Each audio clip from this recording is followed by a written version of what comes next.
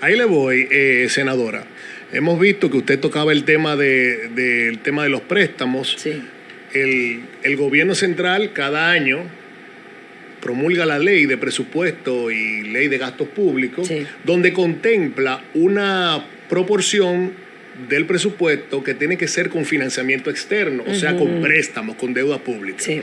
Los préstamos que está conociendo el Congreso Nacional, tanto Cámara de Diputados como Senado de la República, están contemplados dentro de la ley de presupuesto y ley de gastos públicos. Claro, nada puede aprobarse fuera de eso. O sea, cada año el presupuesto, hace más de 12 años, la política de endeudamiento y financiamiento del PLD, errada o no, con la que yo no estoy de acuerdo, y por eso siempre fue una crítica de la mayor parte de los financiamientos que ellos tomaban, y donde cuando yo fui diputada, digo de la mayor parte porque yo llegué a votar por financiamientos que promovió el Partido de la Liberación Dominicana, como el Metro, por ejemplo.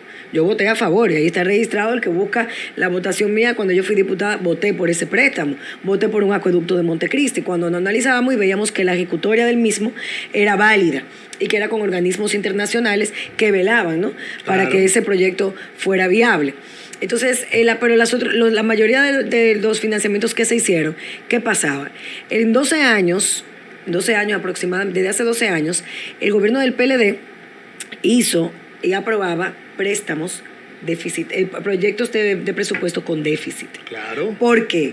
Porque proyectaba sus ingresos más allá de lo que realmente ingresaba. Entonces, cuando llegaba a final de año, lo que tenía era una deuda. ¿Y cómo se cubre la deuda? Con financiamiento, más financiamiento. Entonces decía, bueno, tengo un déficit, lo cubro con financiamiento. Es lo mismo, si tú ganas 100 pesos en tu casa y gastas 120, ¿cómo vas a cubrir el 20? Claro. Tienes un déficit. O tú ganas más dinero, trabajas más, recaudas más, o tú reduces gastos. Evidentemente, la reducción de gastos no era una opción para el gobierno del PLD, que desde que entró el PRM ha comenzado a implementarlo, aunque falta mucho todavía.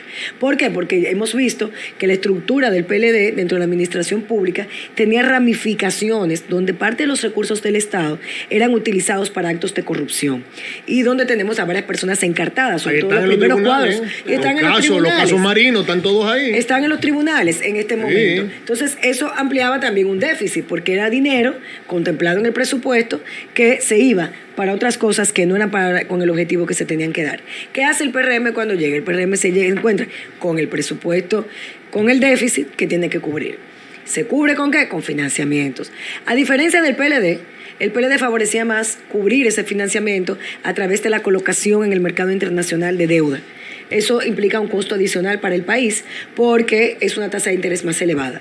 El PRM dice, no, bueno, para cumplirlo vamos a comenzar a negociar con los organismos multilaterales, Banco Mundial, CAF, agencia francesa, en el caso de la movilidad, de transporte, que es quien está financiando mucho lo que tiene que ver con la ampliación del metro y el teleférico.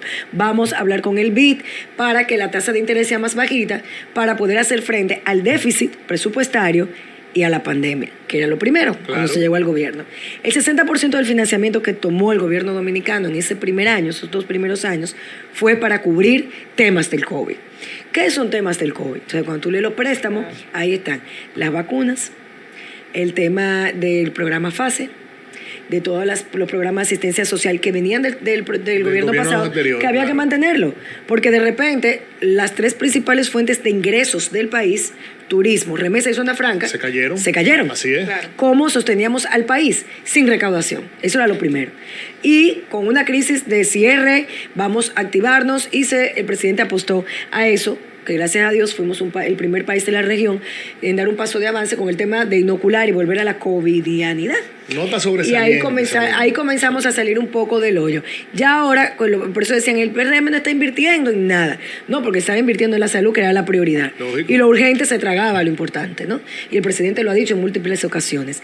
Después que la cosa vuelve un poquito más a la normalidad, viene, y que se ajustan los temas del flete, de la importación, la crisis de Ucrania con Rusia, que afecta no solamente a República Dominicana, sino que amplía también el margen de inflación en todos los países del mundo, y eso también tiene que ser cubierto. Y hay subsidios Alemania cerró en -3 ahora el primer trimestre. Sí, no. Hay recesión económica Alemania. Y Estados Unidos está en una situación también bastante complicada. 7 días y los países de Latinoamérica, y los países de Latinoamérica y España. Bueno, es una situación global que yo me imagino ya que cuando esta guerra concluya va a irse acomodando. Esperemos. Entonces, lidiar eso con financiamiento, con una reducción de gastos, creo que es un desafío importante, y tratar de mantener, por ejemplo, algunos de los subsidios, que yo soy de las que siempre dice, hay muchos subsidios que tenemos que ir comenzando a desmontar, pero claro, que lamentablemente no es el momento ahora, porque no podemos cargar tanto al pueblo dominicano. Entonces, en ese caso, este tema del financiamiento es algo que ha sido muy necesario para el gobierno del presidente Luis Abinader, y que nosotros vemos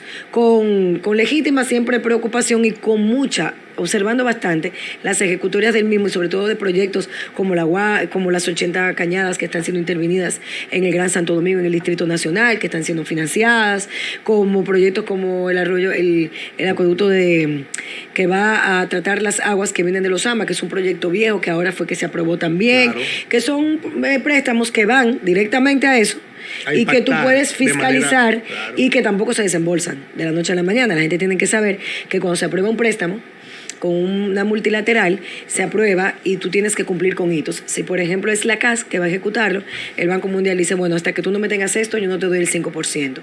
Y eso tiene que ser verificado. Y hay una unidad ejecutora. Sí, hay una unidad ejecutora que le da seguimiento. Y pasan años y años y años en eso, y a veces hasta se pierden algunos préstamos.